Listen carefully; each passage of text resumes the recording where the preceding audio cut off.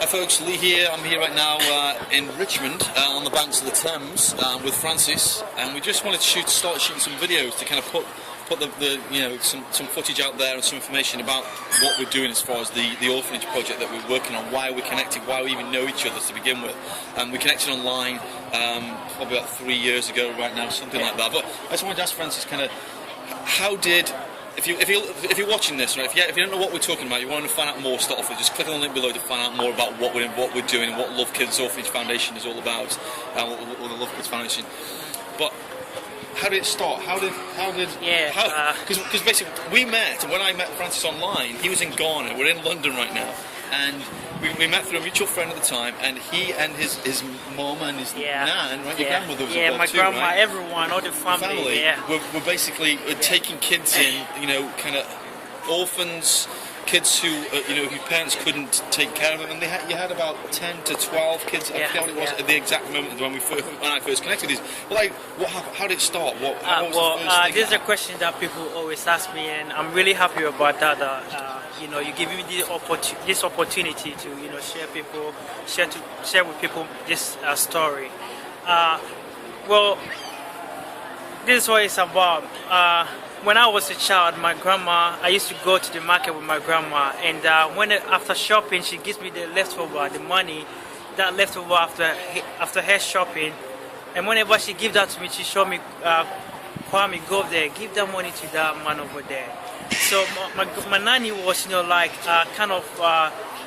showing me what it takes to be a good person in the world. So she kept doing this, and then it got to a point that whenever I go to school, the money that my mom will give it to me, when I use it, the leftover, I'll go over there and give it to people who are, begging for money on the roadside. So by doing this, this became part of me, like a character. And then, as a nanny child, I didn't have sister or brother to go there and, spend time with them and, stuff like that. So I always make friends and try to know people.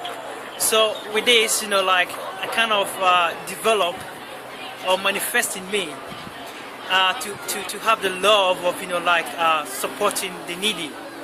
So when I was in school, when I finished primary school, I went to volunteer for a charity in one of the rural areas in Ghana. And then when I was there, I was their computer technician. That was when all this idea came to being that this is what I really want to do, because I felt for those kids, I kind of put myself in their shoes to feel how the way it is, and then I realized that I need to do something.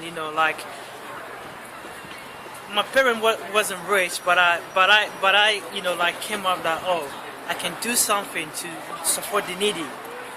So when I was there, I finished school, and then I spoke to my parents, Mom, this is what I want to do, but I will need your support. So my mom also spoke to the family, then we come to, agreement. Then we took in one child for charity to support her. So when Charity was living with us, I then, did some investigation around the rural area to see what's going on, and and then I found out that there were so many kids around the area who are in need, but because the charities, or let's say the institution which are taking care of orphans, they all want to live in the cities just to be, have the convenient way of, using these technologies and stuff like that. So they left the needies, in the rural areas. So I kind of target this area because there are a lot of children over there who are in need of help. So what was Charity's about? How was she the first child? Yeah, we found Charity in the market. Each and every day I'll see her, carrying a bowl of water, selling water to make a living. So I kind of, anytime I go there, I just go there and buy water. Then I ask her some questions, but she didn't tell me what it was. But anytime I go there, after saying I see her crying, sitting, being lonely, and crying, then I decided to find out. So I did an investigation, and I found out that she's an orphan. She hasn't got anyone to take care of, and what she has to do is to sell water to earn a living. So she didn't have any family? Yeah, she didn't have any family. So when we find out, then So where was she living at the time? I didn't know. She was just like like on the street. I would say like a street kid. Sure, Yeah. Sure. So it's So a street yeah, child. yeah. Let's say street child. So when we found out that we did an investigation, then we spoke to the social welfare, and they said, okay, if you're gonna take care of her, give her the necessity things that she need, then it's all right. And then we passed through all the legal stuff, and then they gave her to us to take care of her. So after the investigation, we found out that there are so many kids over there who are in need of help. Right. Yeah. So it went from there, basically. Yeah, it just went from... Yeah, I mean, so that's the start of it. I just wanted to we're going to start doing a series of videos, whether we're together or not. So we're both in the UK right now. Francis is over here with his family, his wife and his daughter. Whereas his parents and is your nan still involved as well? Yeah, everyone, all the He's still family, back in Ghana, taking care of the 7 kids that are in the home right now. And our goal, our plan for next year, for 2014, is to raise the profile of Love Kids and raise the funds and also investments just to start spreading the message of Love Kids and what it's all about. So if you find interested in finding out more about what's happening at the orphanage right now, what his parents are doing, Comfort, his mom. What's your dad's name again? I do Kofi Edu. Yeah. Kofi and Comfort are back in Ghana taking care of the kids who basically call you dad, don't they? Yeah. He's like a big brother slash dad to these guys, because he was there. It's kind of a fresh start for us with regards to where we're going with Love Kids and what our goal is and what our target is. Now, our goal right now, our initial goal is to build a new home. Because we have some land. Francis has some land in the village in. Is it in Nkaranza or is it? Yeah, it's in Nkaranza rural area. It's in rural, central. Northern it's Ghana? in the central Region of Ghana. If you're interested, if you want to find out where we are, check it out. Check out Ghana. Look for Nkaranza. It's in the central region. But that's where we have the property.